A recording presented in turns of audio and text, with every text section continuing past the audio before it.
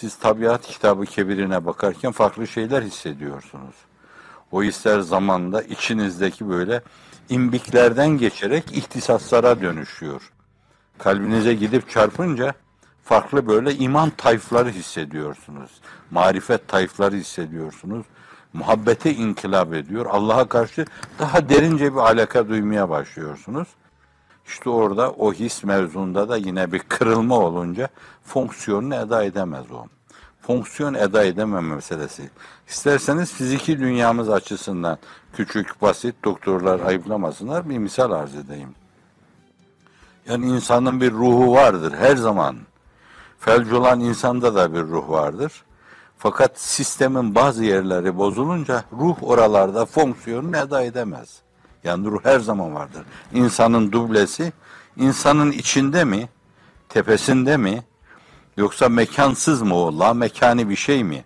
Emri ilahi olması itibariyle, min emri Rabbi olması itibariyle, la mekani, la zamani bir şey mi? Fakat bir münasebeti var onun.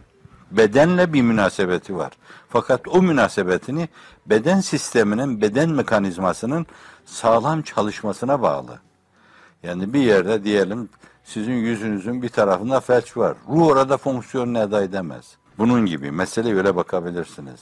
Aynen öyle de o sistemler içinde birinde bir kırılma olduğu zaman sistem fonksiyonunu eda edemez. İrade fonksiyonunu eda edemez. Onu güçlendirmek lazım. Hazreti Pi dediği gibi dua insanın iradesine güç ve kuvvet kazandırır. Meyelanı hayrı güçlendirir diyor Kader Risalesi'nde. İstiğfar da meyelanı şerrin kökünü keser. Bunların birisi insan iradesini negatif yandan güçlendiren, destekleyen bir şey. Diğeri de pozitif yandan insan iradesini güçlendiren bir şey. O iradede yani siz bir taraftan hatalar karşısında hemen metafizik gerilme geçerek Estağfirullah ya Rabbi, canımı atsaydım bunu yapmasaydım diyecek kadar iradeli tavrınızı ortaya koyuyorsanız siz meyelanı şerrin kökünü kesiyorsunuz. İradeniz belini doğrultuyor orada. Bir diğer taraftan da Allah'ım ya hayyu ya kayyum bi rahmetike estağith eslih li şe'ni kullehu ve la tekilni ila nefsi tarfet ayn ve la akalle min zalik.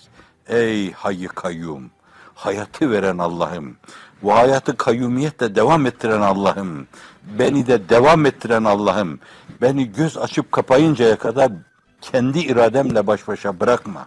İşte bu da duası o meselenin.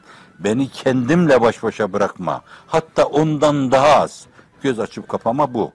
Bundan daha az. Ve la akalle min zalik. Peygamber duası sallallahu aleyhi ve sellem.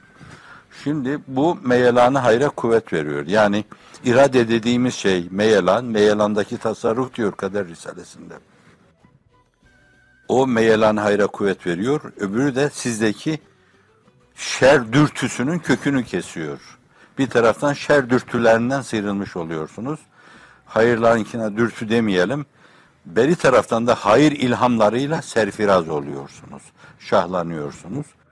Böylece canlı bir iradeniz oluyor. İradenin hakkını veriyorsunuz siz orada Allah'ın. Onda da bir kırılma varsa irade fonksiyonunu eda edemez demektir. Dolayısıyla değişik yerlerdeki bu kırılmalar. Birinde kırılma yeter, hakkınızdan gelir. İkisinde kırılma sizi bitirir. Üçünde kırılma iflahınızı keser. Dördünde birden kırılma meselesi sizi yok eder. Ha varsın, ha yoksun. Hemen bir demir hatamallahu ala kulubihim demiyor yani. İnnellezîne keferu sevâun aleyhim küfrettiler. Yani kendi iradeleriyle, fiilleriyle. Keferu kelimesiyle kullanıyor fiil. Fiil teceddüde delalet eder. Yani bir kere nankörlük yapmakla kalmadılar. Hz. Muhiddin'in küfre verdiği mana lugavi manaya uygundur biraz. Küfrün manası kefere demek, bir şeyin, bir hakikatin, bir gerçeğin üstünü örtme demektir. Reçvere tohumu atan, toprağın bağrında onu saklayana kafir denir. Lugat manası itibariyle. Tohumu toprağın bağrında sakladığından dolayı ona kafir denir. Onun yaptığı şeye de küfür denir. Fakat bu şer'i lugavi itibariyle böyle kullanılmaz. Şer'i lugavi itibariyle kafir Allah'ı inkar eden demektir. Şimdi Hz. Muhiddin onun o lugavi manasından yürüyerek farklı bir mana yüklüyor. Diyor ki kalplerindeki inanma, ona teveccüh etme, marifet ve inanma istidadını körelttiler diyor. Üstünü kapattılar diyor. İnnellezine keferu. Ve bir kere yapmakla kalmadılar bunlar. Yani mazi kipiyle meselelerin ifade edildiğine bakarsanız fiil sürekli böyle onlarda hafif çimlenme olunca üzerine bir taş daha koydular. Hafif çimlenme oldu, bir taş daha koydular. Hafif çimlenme oldu, bir taş daha koydular. Meseleyi böyle anlayacaksınız. Yoksa Allah adili mutlaktır. Sen ona yöneleceksin. La ilahe illallah diyeceksin, o seni cevapsız bırakacak. Öyle değil. Hadis-i şerifte ifade ediliyor. Kul Allah'ım dediğinde Cenab-ı Hak lebbeyk kulum diyor. Ne emrim var, ne isteğim var diyor. Evet, Allah o. İnnellezine keferu, başına bakmak lazım. Sevaun aleyhim, böyleyse sevaun aleyhim enzertem em lem tunzirhum.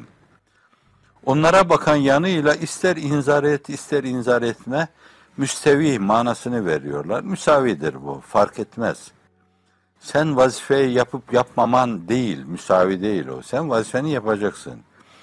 Allah biliyor ki Ebu Cehil inanmayacak, Ütbe inanmayacak, Şeybe inanmayacak. Sen inzar etsen de inanmayacaklar, etmesen de inanmayacaklar. Çünkü her gün küfür duygusunu yeniliyorlar. Bak ne kadar haklıymışız, bu da var. Bak ne kadar Hz. Muhammed'in karşısına çıkmada yerinde iş yapıyormuşuz, bu da var. Bu da var, bu da var. Günümüzde bir kısım şom ağızların, meş'um düşüncelerin yaptıkları gibi böyle her gün küfürlerine yeni bir katkıda bulunma, yenileme, onu bir kere daha hasıl etme, bir kere daha hallac etme, yepyeni bir küfürle karşılaşma. Hani tersi size düşen vazifedir. Her gün imanınızı yenileme. Yeniden bir kere daha gözden geçirme. Bir kere daha ihya etme. İmanınız adına bir kere daha dirilme mevzu. Onlar da onu yapıyorlar. Efendimiz de diyor ki Allah Celle Celaluhu Sevaun aleyhim enzertem emlem tunzirhum. Onlara bakan yani itibariyle sen inzar etsen de etmesen de müstevidir. Ama sana bakan yanıyla değil. Sen inzar etmeye devam edeceksin. Çünkü seninki bir vazife. Onlar o mevzuda işte iradelerin hakkını vermediklerinden dolayı meyelandaki tasarruf ölçüsünde o mevzuda ortaya bir irade koymadıklarından dolayı kafir onlar. Ve işte o şeyle hep böyle kafir geldiler, kafir gidiyorlar, kafir kalacaklar. Emlem tunzirhum la yu'minun. İnanmazlar onlar diyor. Neden? Hatemallahu ala kulubihim. Allah kalplerine mühür vurdu onların. Ve ala sem'ihim ve ala absarihim. Yani bir yönüyle kalplerine tefekkuh kabiliyetini aldı. Düşünemiyorlar. Çünkü kalp o işi yapar. Kulubun la yefkahune biha. Ve lehum azan la yesmaune biha. Semiyata karşı kapalıdırlar. İlmin en önemli sebeplerinden birisi haberi mütevatir. Yeri göğü çınlatırcasına Kur'an-ı Muciz Beyan sesleniyor. Fakat semiyata karşı kapalıdırlar. Ve ala absarim gördükleri şeyleri de doğru görmüyorlar. İster tekvini emirler, isterse şahsı nebeviyi Muhammedi'de sallallahu aleyhi ve sellem görülecek şeyler. İsterse İslam'ın ortaya koyduğu şeyler. Körler yani görmüyorlar. Bunlar çok önemli yani. Esbab-ı ilim açısından da bunlar çok önemli. Allah kalplerine mühür vurmuş bunların. Ama meselenin başına bakınca onlar böyle sürekli gömdükleri şeyin üzerine toprak üstüne atıyorlarsa, kaya üstüne koyuyorlarsa, her gün küfürlerini yeniliyorlarsa, her sabah yepyeni bir küfürle ortaya çıkıyorlarsa, ağzından serfiraz oluyorlarsa çıkacaktır. O kelimeyi güzel şeylerde kullanıyoruz.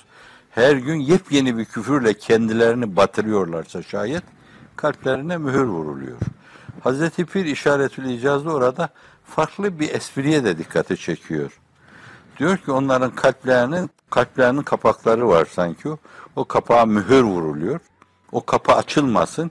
İçindeki yılanlar, çıyanlar dışarıya çıkmasın. Bir de o espri var orada. Hatırlayacaksınız onu İşaretül İcaz'da o mesele.